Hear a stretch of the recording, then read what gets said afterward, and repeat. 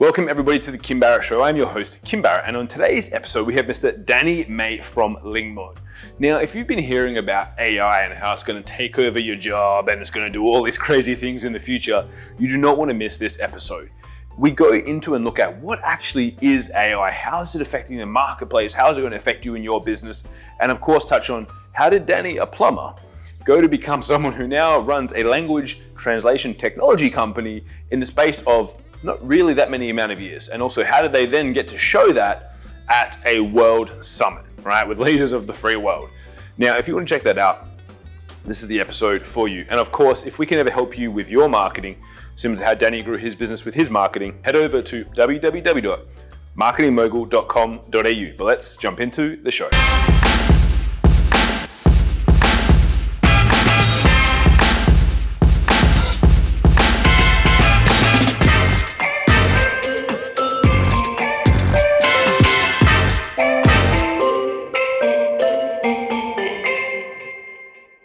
Danny, thank you so much for joining us today. Really appreciate you making the time. Thanks for having me. Absolute pleasure. Now, I always like to kick off the podcast with just one question, which is, Danny, if you and I were at a party and we're chatting to each other and we're having a few beers and I said, what is it that you actually do? What's your go-to answer? The go-to answer is, what we do is I founded Lingmo, and we provide real-time language translation solutions to enterprises to help them communicate with their customers. Love that. And so tell us a little bit more. So when you say communicate with their customers, how are you guys doing the translation? Where is this happening? Is it just like an audio translation that when you're listening to something, or fill us in a little bit more on the tech side of things? We have a few products. So I'll step back a little bit. So where the company started was we really, we founded this 6 years ago, and we were focusing on consumer products. And then we had, a couple of big wins with translation earpieces and so on. We launched them at United Nations. And we had a lot of enterprise companies come to us and say, we love your translation. We love what you can do. Can you build it into our ecosystem? And it was becoming harder and harder to do. When I say harder, it was becoming it wasn't time effective and cost effective for the enterprise. So we pivoted and really started focusing on the enterprise side. Still got our consumer products, but during COVID, no one's traveling anyway, so they kind of sort of dwindled down. And we have a range. So when we pivoted, we have a range of solutions now. So it is voice to voice. We do speech recognition, so transcription. We do text-to-text translation. Via live chat, we've got a new product that's out on Zoom now for Zoom chats. So we have, we've got chat bots, and we just tried. What we had our solutions do was enterprises, whether it's small, medium, large, to communicate with their customers, because, during COVID now, everyone's online, globalization, communication is the key for someone to buy a product or, for sustain that customer, whether it might be an airline trying to talk them in, giving them back a refund or credits. Communication is the key, and not everyone speaks the same language. And so how do you see that affecting industries so for example, my partner runs a language school here in Perth where they teach Spanish, Italian, and French, obviously, and they do some corporate work where they train them up as well.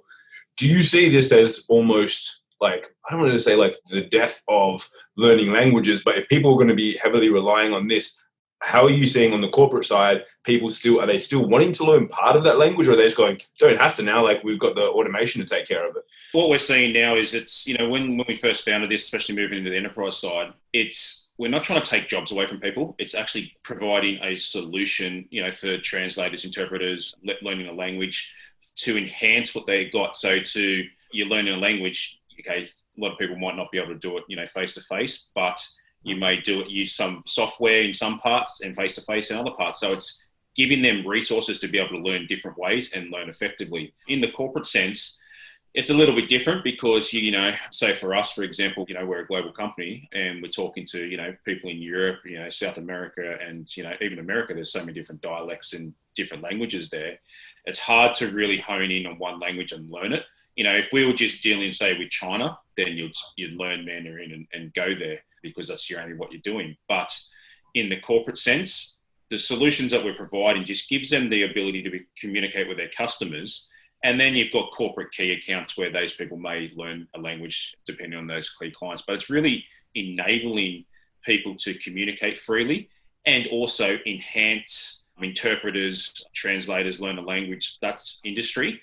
to enhance, how they go to market and stuff like that. It's not about taking jobs away. No, that's awesome. I love that.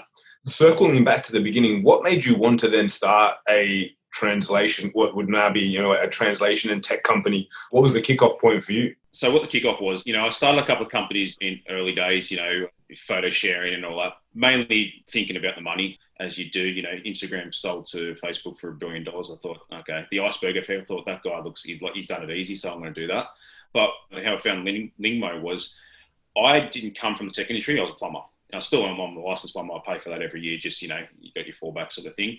And I was contracted to go to China to find solar hot water products and manufacture them and get them back to Australia, get them certified and install them, etc. Just 4 hours after landing in China from my first trip, my passport was stolen. And I went up to a police officer. I was in Shanghai, and I downloaded a Now competitor's app and just tried something nice and simple. I just wanted to break the ice with this dude. And I just said, hello, how are you, into the translator. It actually come out in Mandarin and said, hello, I love you. And he wasn't impressed, Like, he had his hand in his gun. Just picture this guy. My colleague I was with was about 150 kilos at the time. He was running down the street. And you know how someone's running so fast with a suitcase, it looks like they got a kite behind him? That's how fast he was running. I gone, I'm in trouble here. So what actually happened was the police seen the funny side of it. Long story short, I got to where I was going and he helped me. But I come back and just really thought, how many other people in that situation, how many other people we've been put in that situation and get lost? Because, everyone's, can't communicate somewhere, whether it's, Chinatown just to get, some Chinese or while they're overseas, and you literally feel lost.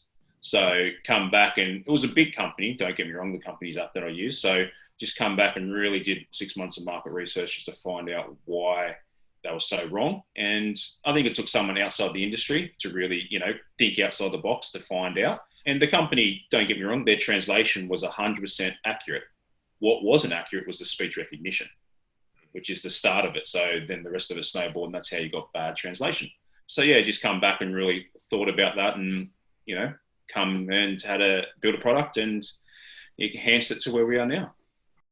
Well, I don't want to skip over that because it's like everyone, if they're listening, they're going to be like, cool, you're a plumber. You head over to China, then you come back, you're like, yeah, we just build a product and roll it out, and now it's killing it. Like, what were some of the steps in there? Because obviously, as you mentioned, coming back as a plumber, you identified there was opportunity there. What happened next for you? Because I'm going to make the assumption that you weren't able just to jump on the computer, knock up a program that could then have better speech recognition than this competitor's app. Yeah, no, definitely could. I tried that, and my attention span was so short, and I just got frustrated. So I thought, no, I'm not doing that. So I guess I did make it sound a lot easier than what it was. The iceberg effect. But and it did was, come back, did the market research, went and seen some angel investors. About 40 of them. They all said no for two reasons: one, going up against the big companies. Two, you're a plumber, no tech background. So what we did was we actually sold our house and put the money into creating an MVP. Because of the projects I was working with before, I had some of the developers that I was working with out of Pakistan. So I contacted these guys and we started working through, can we do this? What can we do? And they said, yeah, let's give it a go. And that was 7 years ago. They've been with me ever since. So I self-taught myself everything I needed to know within this industry. So it's artificial intelligence and stuff, but within speech recognition and translation. Because when you say self-taught myself in AI, there's so many different things. And I just really honed in on what I needed to know. But basically what I needed to know. So with the developers, I could challenge the status quo with them. Like if I say we need to do X, Y, and Z, they go, we can do X, Y. And I'll go, well, why can't we do Z? You do this way, and it may take a little bit longer, cost a little bit more money, but let's do it that way. And I think outside the box and go, yeah, let's give it a go. And next thing you know, it works. So that's where I guess with the plumbing really helped me to what I'm doing now in tech, is because when you walk into a bathroom, at a client's house, they say, I want toilet there, shower there, hand basin there, just timber. You've got to picture everything, how it's finished. So you know where to run your pipes at the start. Then you're the last person to come in. So you've got to know where your pipes were so you don't drill into them, and how you got to visualize how it looks. Same with the tech. I visualize how it looks and how it has to feel. I speak with our team and they go, yeah, we can do X, Y, and Z, as I said. And then we go, okay, no worries. And then something happens and we work together. And I just, from the non-tech background, I kind of come to it as a usability side of it, as well as, functionality and stuff. And so from there, you sold your house, you built the MVP, and then obviously to the point where you just mentioned we launched something at the UN, which is pretty epic.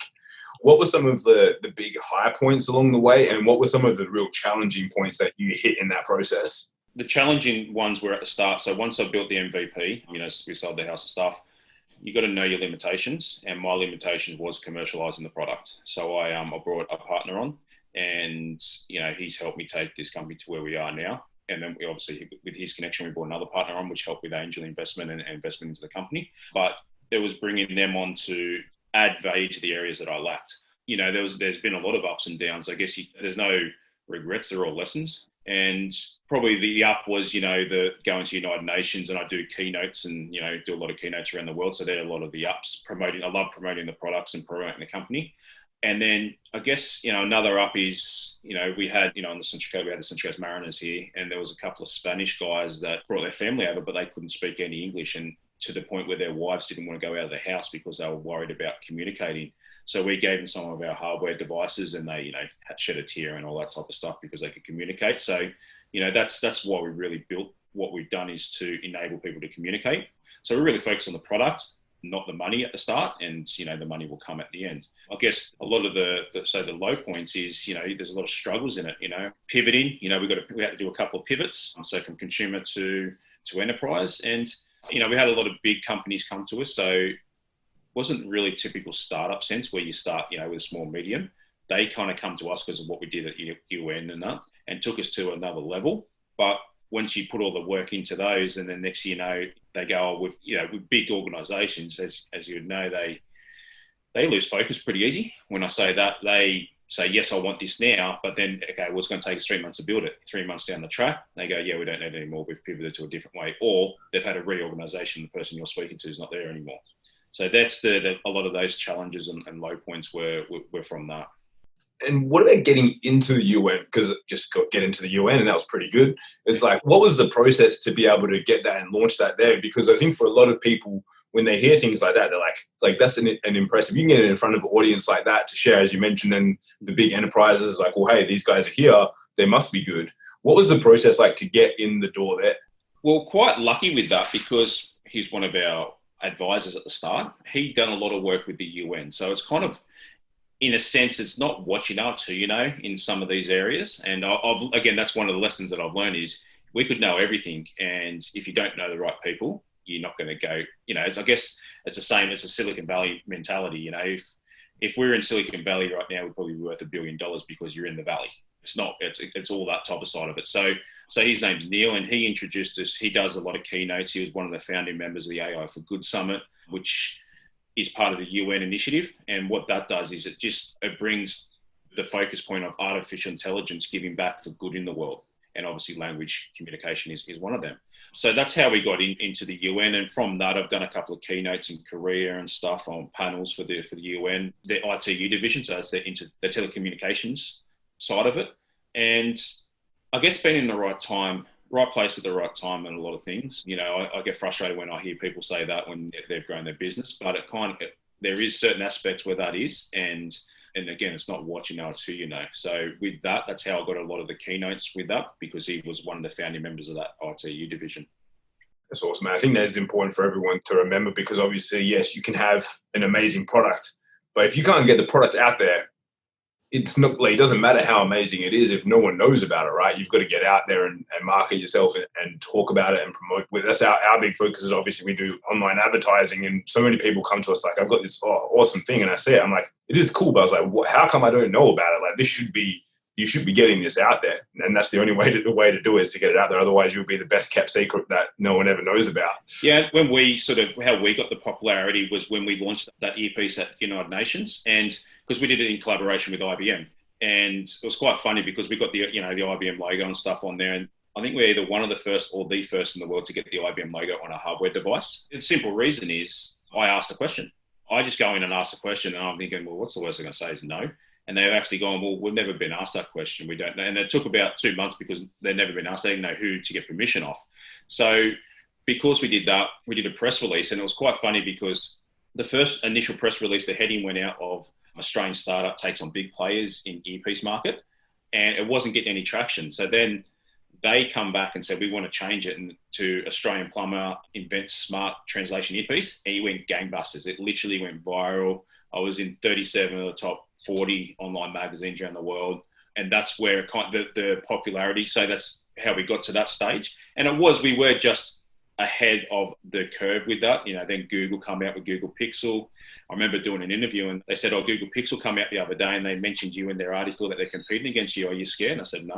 I said, I've got to thank Google because our sales just went through the roof because they compared themselves directly to us. So it was, you got to take, and then the big players, everyone gets scared of taking on the big players, but that's the entrepreneurship side of it. And that's the struggles you've got to overcome. Yeah, 100%. I think that's so important. Like, number one, just asking, because most people, the reason why they don't get what they want is because they never asked for it. I remember my partner is really big on this. Like, if we go to a hotel and she doesn't like the hotel room, for me, I'm like, the hotel room that they give me is a hotel room. Yeah. For her, she's like, hang on, we were in New York. She's like, we're in front of Central Park. We can't see Central Park. Why can't they put us on a higher floor? And I'm like, well, this is our room. And no, she's like, when you call them and ask them if they have any rooms, I call them and then they're like, yeah, we can put you up on a higher floor. I'm like, oh, like I literally would never ask, but you never know unless you ask for it, right? Yeah, it's funny because I did a keynote for IBM's Think in Vegas, and they had people up on the billboard above. I don't know if you've been to Vegas, and they've got bubblegum shrimp, that big billboard up there. They had people from IBM up there, and I'm like, oh, what's the hell? I might as well ask if I can get up there. I just went and asked. I said, because I was doing a keynote, I said, yeah, no worries. You got to go to hair and makeup tomorrow. And I'm going, what? Hair and makeup? That was a total separate thing for me. So I got the pictures done, and then I was up on the billboard for 7 days. I think it's just amazing. And as you say, most people is like, because literally the worst they can say is no, and there's no harm. And it's like, but if you never ask, you're never going to be on the billboard above bubblegum shrimp. But bubblegum shrimp, yeah. No, you just go with the mentality. And you go, okay, well, they're going to say no. You think, okay, no, and then they say yes. You go, oh, okay, I wasn't expecting that, and you're shocked. So if any people get cranky with me because I ask a lot of questions, and that's the only way that I learn. But I do ask questions if for these type of things, and yeah, it's sometimes it pays off. Most of the times it doesn't, and that's where you got to. I've gave a few examples of where it did, but for those 3 examples, there's probably 40 that have said no. Yeah, well, as you mentioned, right, you went to all the angel investors at the beginning, and they all said no. And, there's so many stories fraught with that where it's like, you just got to keep asking. And I think it was, I don't know if I'm right in saying this, if it was I think it was like KFC and Colonel Sanders, something like that. He went to so many people, all said no. And then he managed to find the very last one, or 59th person he spoke to said yes and helped him start it up. And, now it's a powerhouse. But I think Google was the same. Yeah. It's for all of them, because it's like, well, it's, everyone gives up, but it's only the entrepreneurial spirit, as you said, is like that pushes through so that people can keep going. And, then eventually someone will say yes, or someone will help you line it up so it becomes different, not be exactly what you asked for. But, as you say, then you found another partner who then got you into an investor, and it always will play out somehow. Yeah. Compromise. I guess you've got to go in there thinking, if you're headstrong and you're stuck in your way, you ain't going to go anywhere. That's the ego. They say ego is the success inhibitor, because if you've got ego and you're not willing to change or learn, then there's no point in being in a startup or an entrepreneur. So true. And so obviously, being that you have so much exposure to the AI space, and you've mentioned how it's affected business during these period recently and whatnot as well. What are you seeing or projecting over the next couple of years? Because I know some people, as soon as AI started coming out, they're talking about, like all this stuff's going to take over, and all these jobs are going to be lost and blah, blah, blah, which, in some cases, not that they will be lost, certain tasks and aspects will be replaced, because obviously we have to automate and scale and grow and improve, what everyone does. But is there anything that you're seeing or predicting to see come out in the next couple of years, that thinking and looking at like small, medium businesses, even in your space with translation and speech recognition, is there anything that you're seeing that kind of really excites you, that you think is going to have a really good positive effect coming up? In relation to AI, I think you just touched on it then, and I mentioned it before. AI, I think the people that are scared are the ones that sort of spreading a lot of stuff of it's taking over my job. I think you hit the nail on the head. It's automating a lot of things, which it's there to help and assist people, not take their jobs away from them. Albeit some people, some jobs may be taken, but that's where people, skill up. So there's that. I only watched it the other day, or watched part of it. There was a movie from IBM when the first man went to the moon, and they brought the big IBM supercomputer in, and they had all the ladies doing the calculations and stuff. So they were scared then when IBM bought that computer and it was going to take their jobs. But what they did was they reskilled so they realized that they had to feed information to the computer. Same thing with AI. It's the initial scare side of it. What really excites me moving forward is the 5G. So we're doing work with Telefonica, Intel, and Emilia Hotels in Spain for the 5G on the edge. So that kind of stuff really excites me, because we're working on software where you just pick up the phone, voice over IP, and you're speaking, but you're speaking to someone in a different language, and you have literally no idea that they're speaking a different language. What limits us now is the latency and the time, because where we've got it is sort of like an old school international phone call. But with the 5G on the edge, the latency issues that will far increase the speed and make it more real time. So for us in our industry, that's what kind of excites us. But I think in a lot of industries, the 5G and the network capability is just going to improve things. Look, you've got, your Teslas that are auto drive, self-drive and all that type of stuff. So again, it's just those things moving forward, becoming at a more rapid space is, I think, where I see it going. And it's kind of is exciting, because again, it's exciting for people in the space and scary for people that aren't. But, for your listeners and stuff, it shouldn't be. If you're not in the space, there's nothing to be scared of. You just got to sit there and think, okay, what in my industry can be automated? And pretty much what can be automated is where the AI is going to help in. You're still going to have a human touch at some point. Computers can't just run around and rule the world. They've got to have some human input for daily tasks. And I think that's all a big key point is. And that's so important. And I know, so we do a bit of stuff with messenger chatbots on Facebook and Instagram. And everyone, when they were looking at it, I was like, cool. Like the word bot as well, especially in that space, sometimes gets a little bit, people freak out because of people using them negatively in other areas. But I was like, it's just a little bit of automation. All it is automating this task. So as you mentioned, there's still got to be a point where they want to speak to a human, and same even with AI, it's like AI can't work out a strategy. It can tactically do something, it can calculate something, it can automatically respond to something, but it's not going to work out the big picture strategy that you've got to, as you say, plug into the AI so that it can do what it needs to do. Yeah, and then I think the good one there, because we do stuff with, when I say we do stuff with chatbots, people have chatbots, they train it, we add the language in front of it, so they train in one language and we have their chatbot communicate in 80 languages. So that's where we add value to that. And again, you've got the live chat side, but also on the back end of the chatbot, everyone, it's taking the small menial tasks off people so they can work on the more complex ones that, retail, say Myer or somewhere like that, and they're asking, do you have a shoe color in red? The bot can go, yes, we have a red, where that will take up someone's time to say, yes, we have a red, where they can go, I want a refund, and that's where the person can come in. But also to add to that is those chatbots need to be trained. They don't just come out of the box ready to go. You've got to continually train them. So if, yes, they say for Myra, for example, they have a red shoe today. Tomorrow they may not have a red shoe, it may be blue, and they've got to train it to learn the questions for blue shoes. So there's always human interaction at some point. Yeah, I think that's so important for people to understand. It's like, they're not going to, computers aren't taking over, guys. It's just that hopefully making things a lot easier for everyone. And now as we get towards the end of our time together, I always like to ask this question to every guest that we have on, which is there any question that I didn't ask you that I should have? No, not really. I do a lot of podcasts and I think we've pretty much covered most of the questions. I guess, for the entrepreneurial side, we've gone through how I did it and stuff. So I guess probably maybe one of the questions would be, and I'll kind of answer it now, is especially for someone like myself that come from a different industry to tech, I'll get asked a lot of questions, especially around how you find angel investors or investment into it, or what you should be giving people. Do you know what I mean? Around that mindset. And I get a lot of questions asked, from younger sort of, when I say younger, it makes me feel old, but younger, entrepreneurs starting out and the advice is, how much equity or something should they give away in a project? And it's obviously what you're comfortable in giving away is one, but two, like me in the early days, you can't do everything. You need to, and 9 times out of 10, when you're starting a company, you cannot afford to pay someone to bring it on to add the value. So you've got to, yes, you might put 50, 100K into it and you go, well, this is my baby. I want to give you 2% because I put 100K and you're doing nothing.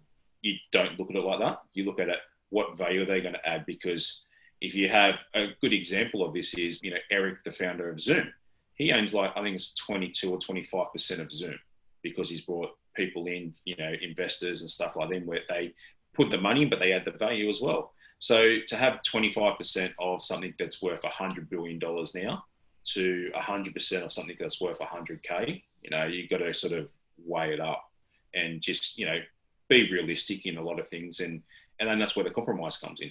That's so important that you mentioned there. It's like that. You can have 100% of something worth 100K, or you can have a smaller piece of something so much bigger. And if you do find the right people that add that value, it's so important, I think. And now, Danny, for anyone that's been listening and they said, cool, I want to find out a bit more about what you're up to, everything that's going on in the translation world and whatnot, where's the best place for people to connect online and to find out more about what you guys are up to? The best way to find out about our products and what we're doing is go onto our website, lingmointernational.com. If they've got any questions or want to follow me and stuff, the best place is LinkedIn. That's where I do a lot of my stuff on there. And that way you can, if you've got questions about entrepreneurship, you can just, friend me and send me a message and have conversations to help out. But yeah, if you have general information about your products, it's lingmointernational.com. But we don't just cater for large companies. We do, corner shops, small, medium businesses that have an issue, whether it's voice, text, or whatever it may be, translation. We've got a solution that can fit your needs. Amazing. So guys, wherever you are, you'll be able to click around and see in the show notes, or click through to the website and we'll have all the links there, links to Danny's LinkedIn profile as well. And if you like this episode, please make sure that you subscribe so that you can hear these episodes when they drop before anyone else. And Danny, thank you so much again for joining us today. I really appreciate it. No worries. Thanks for having me. Cheers.